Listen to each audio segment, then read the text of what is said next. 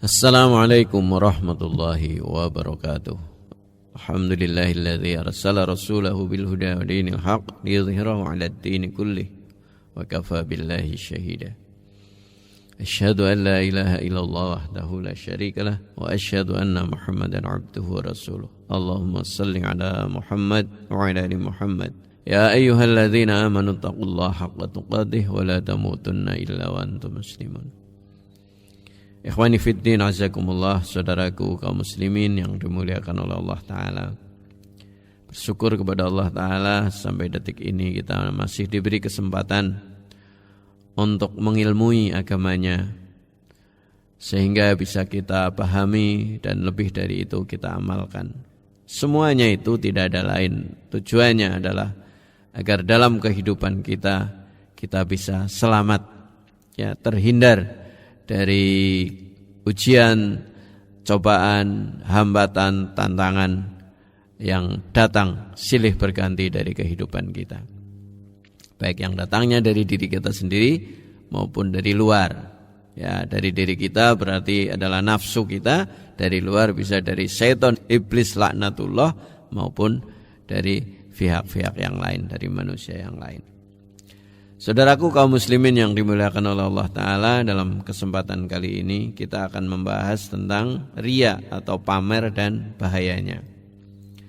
Riya atau pamer adalah seseorang beramal atau bekerja atau melakukan sebuah aktivitas, tetapi tujuannya adalah untuk dilihat oleh manusia. Jadi menampakkan amalnya itu agar dilihat, agar dipuji, dan agar disanjung oleh orang.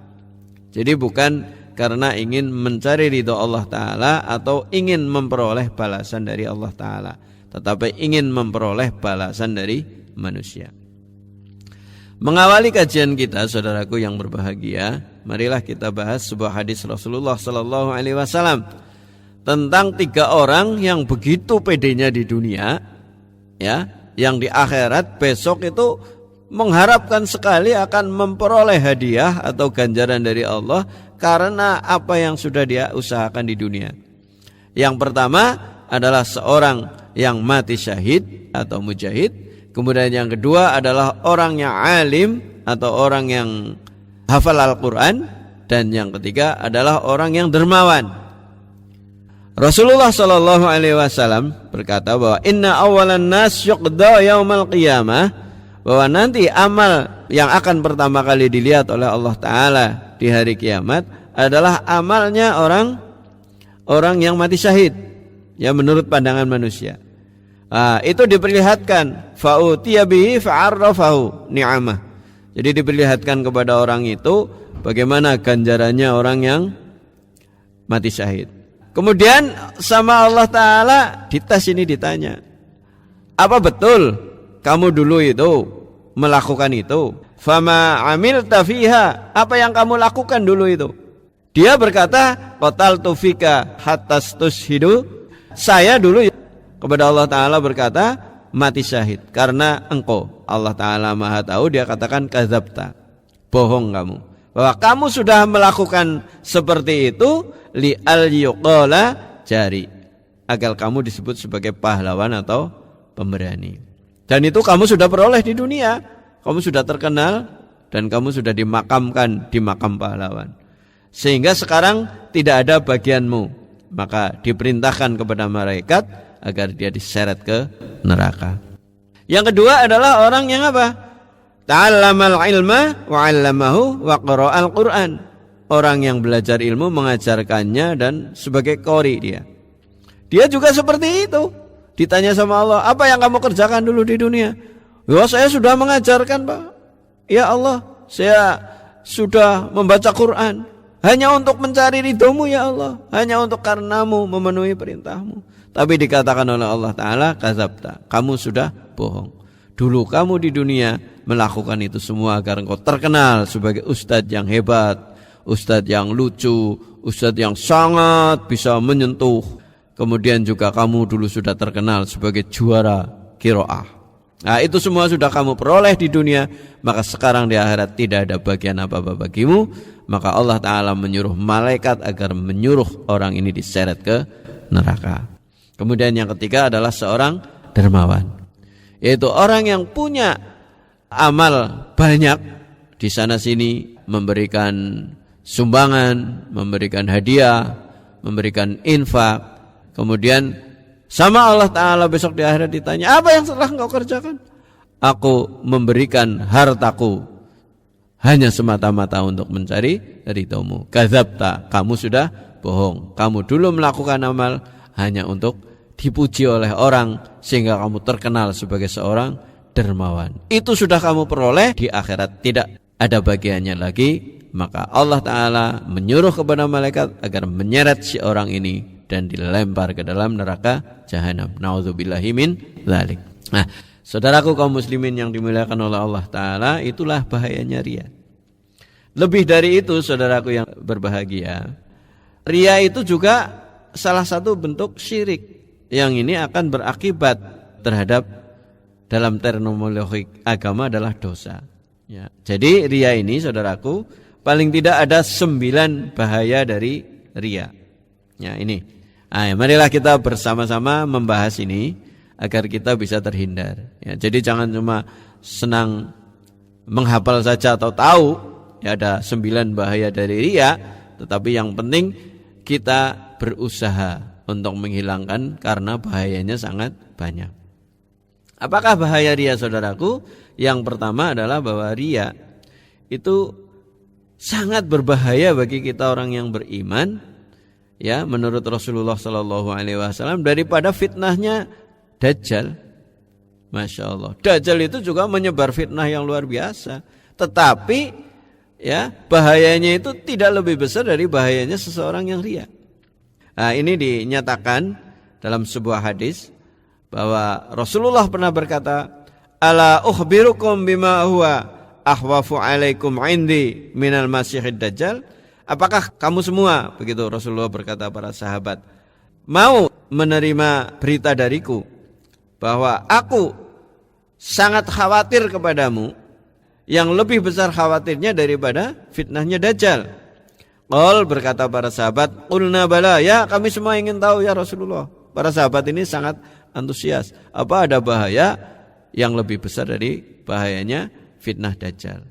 Rasulullah berkata, faqal as-sirqul khafi, yaitu yang disebut dengan syirik khafi atau syirik yang tersembunyi. Nah, apakah itu syirik yang tersembunyi? Maka Rasulullah menjawab, ayyaqumar rajul yusolli fayuzayyinu salatahu. Jadi seseorang yang sholat dan memperbagus sholatnya, gerakannya, ya, dihusuk-husukan, ya. Tetapi apa?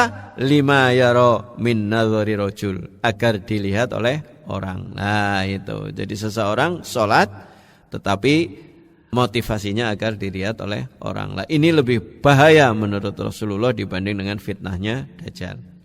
Kemudian bahaya yang kedua, saudaraku, adalah apa? Riya lebih merusak. Jadi daya rusak dari riya ini lebih besar daripada daya rusak serigala terhadap domba.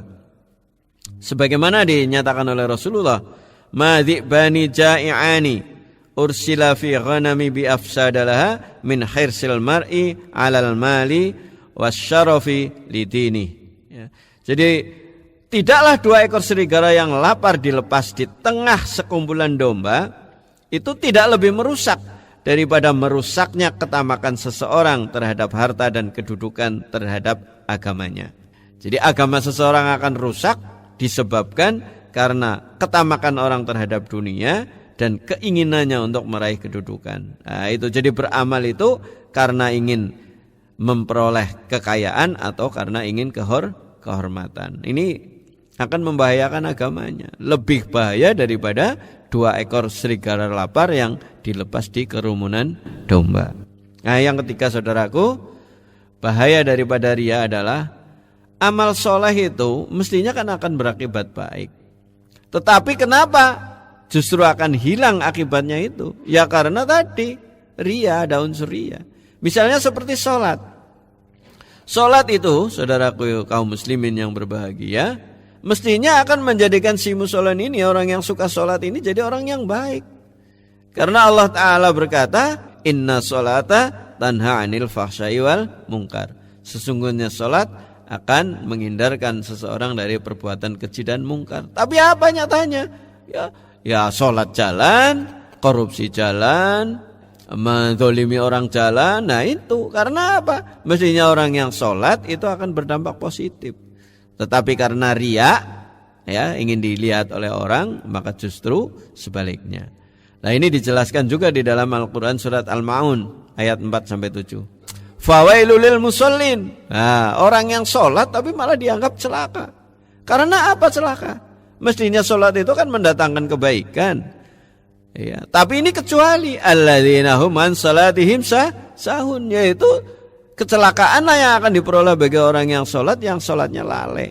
Sholatnya itu cepet-cepetan atau diakhir-akhirkan, atau sholatnya ya banyak bolongnya.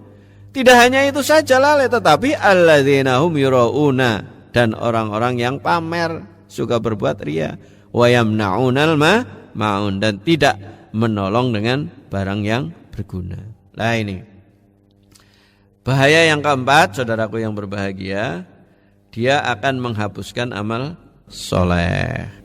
Sebagaimana yang dinyatakan oleh Allah Subhanahu wa taala, ya ayyuhalladzina amanu la tubtilu shadaqatikum bil manni wal adza. Hai orang-orang yang beriman, janganlah kamu menghilangkan pahala sedekahmu dengan menyebut-nyebutnya dan menyakiti perasaan orang-orang yang diberi.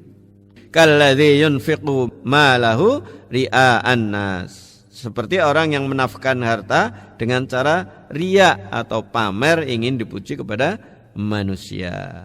Kemudian apa? Wala yu'minu billahi wal yaumil akhir. Dan mereka itu sebenarnya tidak beriman kepada Allah dan kepada hari akhir. Bagaimana ini orang-orang yang batal, ya, tidak memperoleh apa-apa dari sedekahnya? Diibaratkan oleh Allah Subhanahu wa taala di dalam Al-Qur'an adalah apa? Famathaluhu kamathali safwanin alaihi turab. Jadi seperti batu licin yang di atasnya ada tanah. Fa asabahu wabilun fatarakahu solda. Kemudian ada hujan besar, kemudian karena hujan yang besar itu, maka batu licin itu akan hilang, tanahnya itu tidak ada bekasnya apa-apa. La yaqdiruna ala syai'in mimma kasabu. Jadi tidak ada bekas apa-apa amal-amal yang riya itu. Jadi mereka tidak menguasai sesuatu pun dari apa yang telah mereka usahakan. Wallahu la yahdil qaumal kafirin. Dan Allah tidak memberi petunjuk kepada orang-orang yang kafir. Saudaraku kaum muslimin yang dimuliakan oleh Allah Ta'ala, pelaku riya akan memamerkan amal agar dipuji, disanjung, dan memperoleh kedudukan di hati manusia. Nah, seperti sekarang ini kan begitu. Orang banyak kampanye, ngomong, memberi janji dan sebagainya. Dia jadi tutur, uwur, sembur gitu ya. Semuanya diberikan, tapi sebenarnya bukan untuk menolong, hanya untuk mencari simpati manusia agar memilih dia sebagai seorang pemimpin. Nah, ini mestinya ini termasuk riya. Jelas hal yang seperti ini tidak akan memperoleh apa-apa. Justru kebalikannya, yang diperoleh nantinya pada akhirnya adalah bukan amal kebaikan, tetapi hilang sama sekali, tidak memperoleh bekas di dunia maupun di akhirat. Nah, kemudian riya ini juga merupakan apa? Syirik kecil atau syirik yang tersembunyi, syirkul khafi. Ya, bagaimanapun wong namanya syirik ya, syirik. Tadi sudah dibacakan dalilnya dari Rasulullah Shallallahu Alaihi Wasallam. Kemudian bahaya riya atau pamer yang ke-6 ya adalah apa? Justru kalau kita pamer, ingin disanjung manusia dalam kita beramal, beribadah, yang ada itu bukan apa? Bukan kita tambah mulia, tapi kita tambah jatuh. Jadi kita sama Allah Ta'ala nanti akan dibuka borok-borok kita.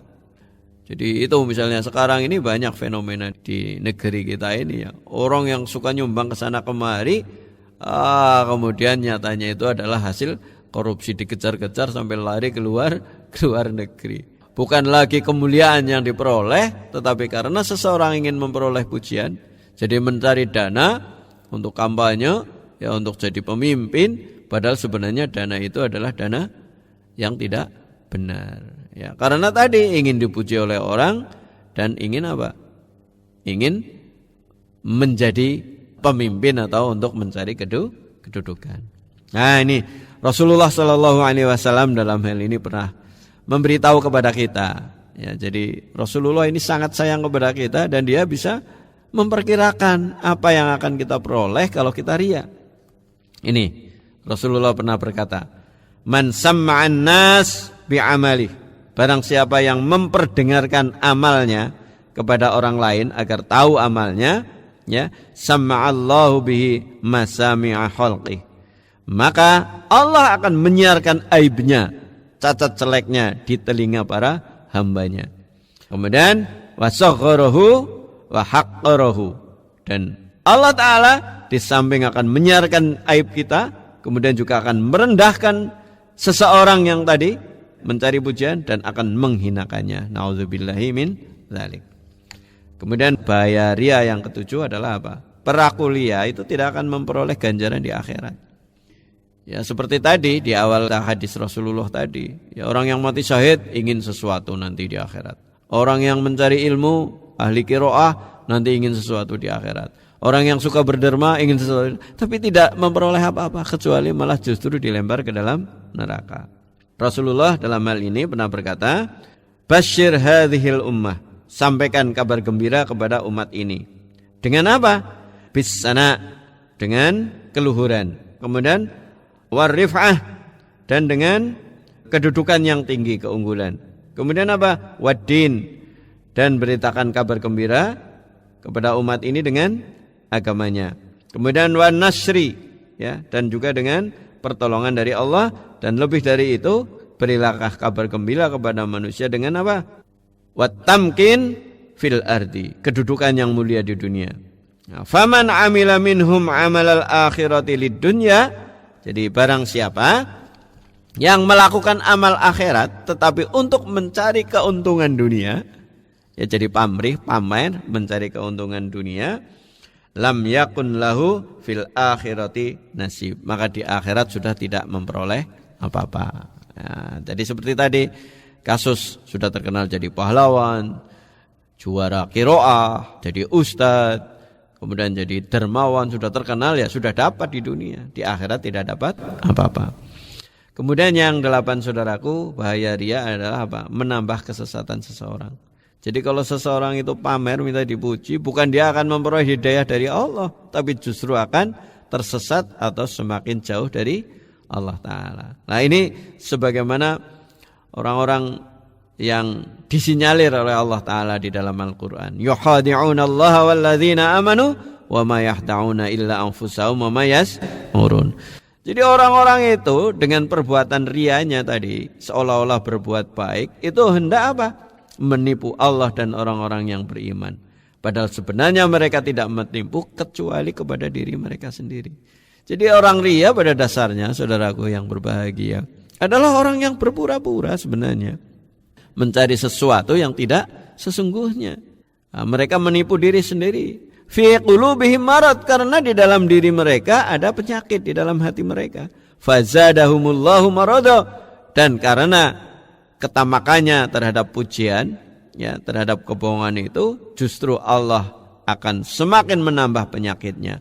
Walahum adzabun alim bima kanu yaktibun, dan Allah akan memberikan azab yang berat kepada dia karena mereka sebagai tukang bohong. Yang ke-9, saudaraku yang berbahagia, riya atau pamer itu merupakan sebab kekalahan umat Islam. Nah, ini yang kita perlu introspeksi. Kenapa kita sekarang kaum muslimin terpuruk seperti sekarang ini? Jangan-jangan karena kita sudah pamer. Bukan lillahi ta'ala lagi, tetapi lil yang lain. Mencari kedudukan, mencari pujian, mencari harta dan sebagainya. Ya, sekarang ini kan begitu. Kepemimpinan misalnya, jabatan misalnya, itu kan semata-mata sebagai wasilah untuk beribadah kepada Allah Ta'ala, mengajak manusia kepada kebaikan, dengan kekuasaan untuk kebaikan, agar mereka beribadah kepada Allah Ta'ala. Tapi tidak, yang dicari adalah kekayaan, bahkan cara mencarinya saja dengan cara-cara yang jelek. Ini disebutkan bahwa innama yansurullah hadhil ummah. Sesungguhnya Allah akan menolong umat ini. Dengan cara bagaimana? Jadi Rasulullah itu sudah menjanjikan bahwa kita itu akan ditolong oleh Allah Ta'ala.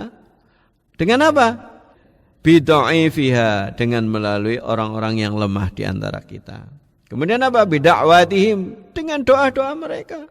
Orang-orang yang lemah. Wasolatihim, dan oleh salat. Jadi kita jangan meremehkan orang-orang lemah. Tidak malah diperdaya atau dibohongi.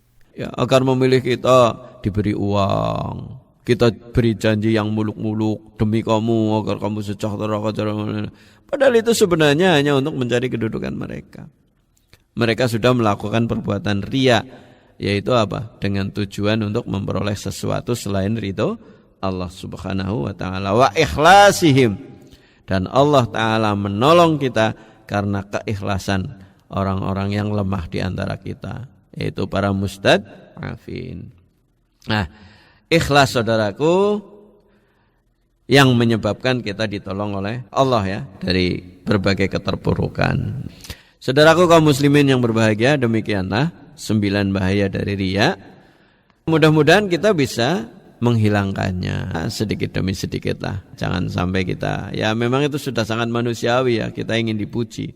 Tapi kita mestinya kalau sudah seperti itu istighfar lah ya. Saudaraku kaum muslimin yang dimuliakan oleh Allah Ta'ala, sebenarnya ada beberapa perkara yang tidak termasuk riya. Jadi kita juga jangan terlalu khawatir ya. Sesuatu, waduh saya jadi malah serba susah ini. Mau ngapa-ngapain malah takut itu termasuk riya atau pamer. Nanti malah mubazir muspro. Nah, ini ada beberapa panduan. Paling tidak ada 5 amal yang bukan merupakan riya. Walaupun mungkin secara kasat mata seolah-olah itu memperlihatkan kebaikan kita.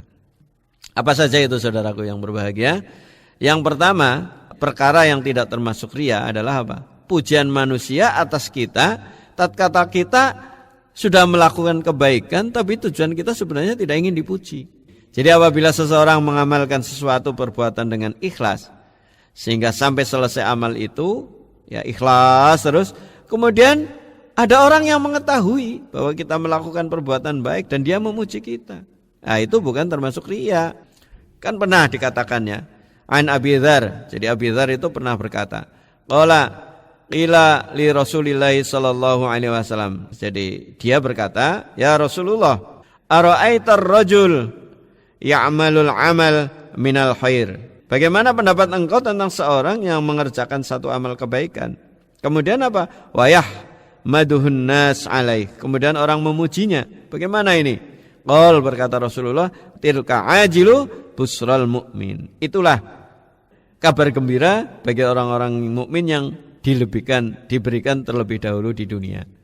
Kemudian yang kedua yang tidak termasuk perbuatan riya adalah seseorang yang melakukan amal lebih banyak tatkala bersama orang lain. Karena termotivasi dia bergaul dengan orang soleh, maka dia akan menambah. Misalnya sholat ya, biasa di rumah misalnya sholat sunnahnya sedikit, tapi kalau di masjid ditambah sholatnya karena orang lain juga melakukan yang sama. Misalnya orang lain waktu bersama-sama infak banyak, kemudian dia ikut-ikutan infak banyak. Ya, itu bukan karena riya, juga karena semangat. Nah ini termasuk menemani orang-orang yang ikhlas. Nah itu. Kemudian berikutnya saudaraku yang berbahagia, yang tidak termasuk riya adalah apa? Dalam rangka menyembunyikan dosa. Jadi sebenarnya kita semua ini kan punya cacat celah. Karena al-insan mahalul khata' wa nisyan. Manusia itu tempatnya lupa dan salah. Nah, kalau kita melakukan perbuatan dosa atau orang lain, kita menyembunyikan, jangan diperlihat-lihatkan. Atau jangan apa? Mengungkap kejelekan orang lain. Maka di kita itu tidak boleh ngerasani atau apa namanya? Ghibah ya. Nah, itu. Tapi dengan sendirinya kita tobat sama Allah, bukan salah terus-terusan ya. Nah ini. Nah, kemudian yang berikutnya, amal yang bukan merupakan riya adalah misalnya kita mengenakan pakaian yang bagus, mengendarai kendaraan yang bagus, punya rumah yang bagus. Tetapi bukan untuk pamer ya. Nah, itu di sini disebutkan oleh Rasulullah, la yadkhulul jannah, tidak akan masuk ke dalam jannah, man kana fi qalbihi mithqal dzarratin min kibri. Seseorang yang di dalam hatinya ada setitik dari kesombongan. Qala rajul, bertanya seseorang kepada Rasul, innar rajul yuhibbu ayyakuna thawbuhu hasanan. Bagaimana pendapat engkau ya Rasulullah terhadap seorang laki-laki yang suka memakai pakaian yang bagus, wa na'luhu hasanah, dan juga pakai sandal atau sepatu yang bagus. Bagaimana menurut engkau ya Rasulullah? Kemudian Rasulullah berkata, innallaha jamilun yuhibbul jamal. Sesungguhnya Allah itu indah dan suka kepada keindahan. Jadi yang namanya al-kibr, kesombongan itu bukan seperti itu. Maka Rasulullah katakan, al-kibru batarul haq wa ghamtun nas. Yang namanya kesombongan adalah apa? Menolak kebenaran dan meremehkan orang lain. Amal berikutnya yang bukan termasuk riya adalah menampakkan syiar-syiar agama Islam. Jadi di dalam Islam itu ada beberapa ibadah yang tidak mungkin disembunyikan dalam pelaksanaannya. Seperti apa? Misalnya haji. Ya, itu kan orang tahu. Umroh juga orang tahu. Salat Jumat kan rame-rame. Salat berjamaah 5 waktu dan sebagainya. Jadi seorang muslim tidak dikatakan berbuat riya bila dia menampakkan amal-amal ini. Karena termasuk amal-amal yang wajib ditampakkan dan dimasyhurkan serta melaksanakannya adalah termasuk syiar-syiar agama Islam. Orang yang meninggalkannya justru akan terkena celaan dan kutukan. Ya. Akan tetapi jika amal ibadah sunnah hendaknya disembunyikan karena tidak tercela bagi orang yang meninggalkannya. Tapi jika ia menampakkan amal itu untuk tujuan supaya orang lain mengikuti sunnah itu, maka hal itu akan menjadi baik. Nah, jadi sesungguhnya yang dikatakan riya yaitu apabila tujuannya menampakkan amal tersebut supaya dilihat orang, supaya dipuji orang, dan supaya disanjung orang. Saudaraku kaum muslimin yang dimuliakan oleh Allah Ta'ala, demikianlah mudah-mudahan kita bisa memperkecil dan menghilangkan pamer ini ya, karena bahayanya itu. Dan kita jangan terlalu khawatir apabila kita melakukan sesuatu yang sebenarnya bukan termasuk kategori yang riya itu. Tadi yang 5 hal itu. Nah, mudah-mudahan bermanfaat bagi kita. Marilah kita akhiri kajian kita dengan doa penutup majlis. Subhanakallahumma wa bihamdik, asyhadu an la ilaha illa anta astaghfiruka wa atubu ilaik. Wal 'afu minkum billahi taufiq wal hidayah. Assalamualaikum warahmatullahi wabarakatuh.